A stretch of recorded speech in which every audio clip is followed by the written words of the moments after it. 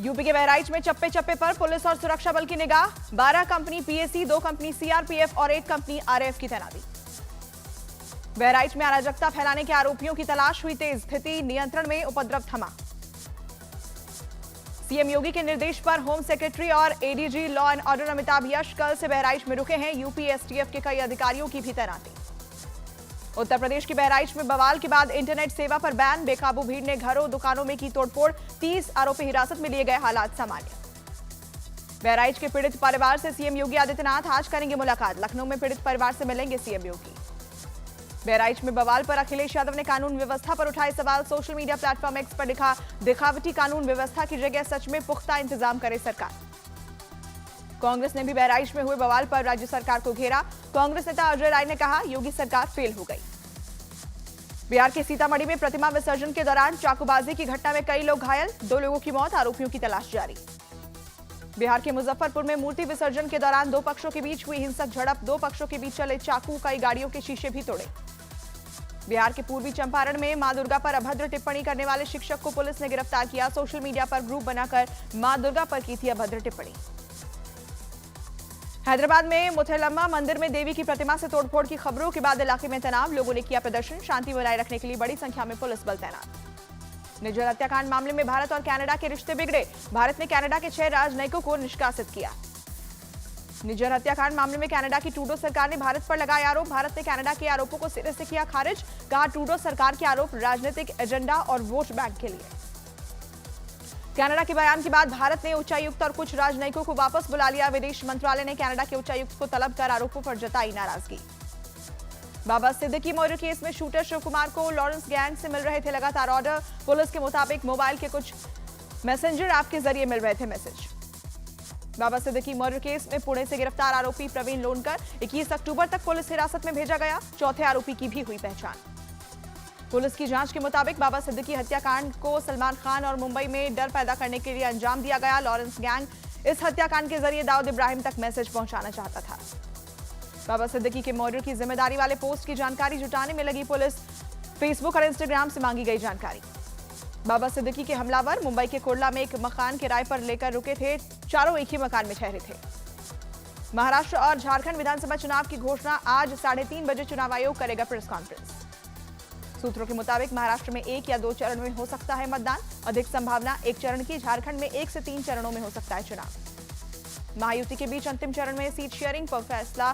सूत्रों के हवाले से खबर, शिवसेना शिंदे गुट को 72, अजित पवार को 60 के करीब मिल सकती है सीट। बची हुई 158 सीटों पर बीजेपी लड़ेगी चुनाव। महायुति की आज दोपहर 2:30 बजे बड़ी प्रेस कॉन्फ्रेंस।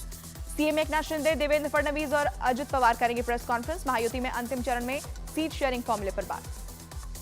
शरद पवार ने फिर से महाराष्ट्र के निर्माण की बात कही, कहा राज्य की हालत बहुत खराब है।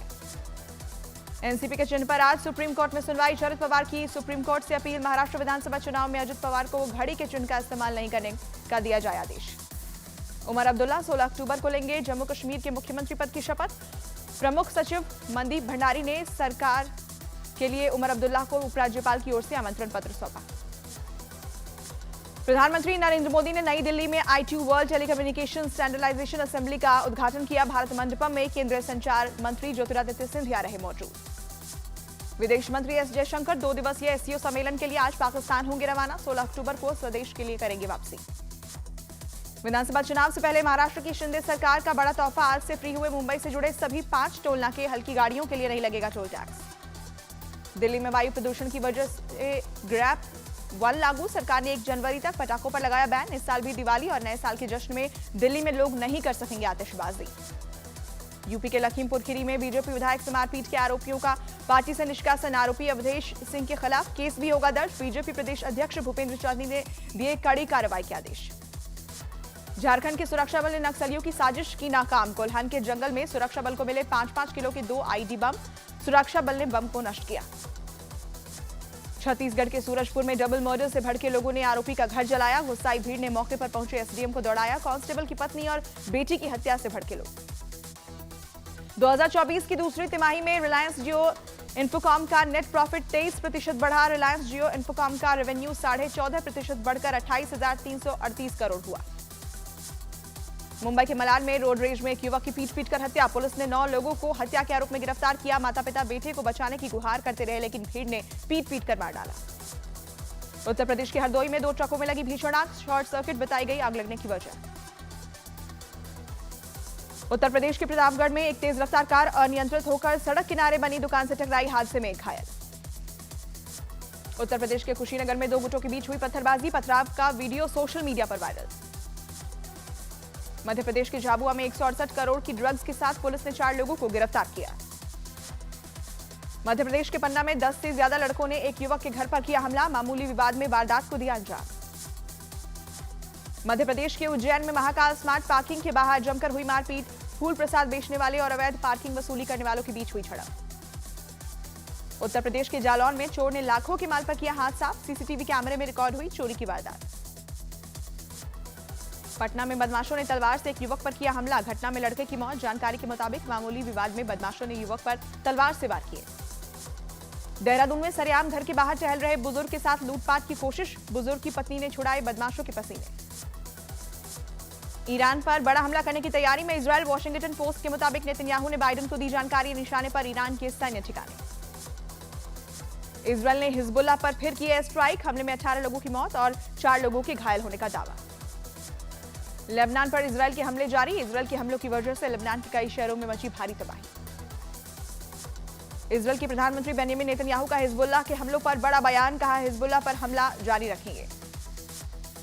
इजरायल के मिलिट्री बेस पर हिजबुल्लाह के लड़ाकों का हमला। खाना खा रहे 4 सैनिकों की मौत।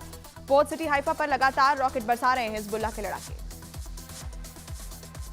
इजरायल के तेल अवीव में हिजबुल्लाह के हमले को किया नाकाम। आयरन डोम ने आसमान में ही नष्ट किया टारगेट।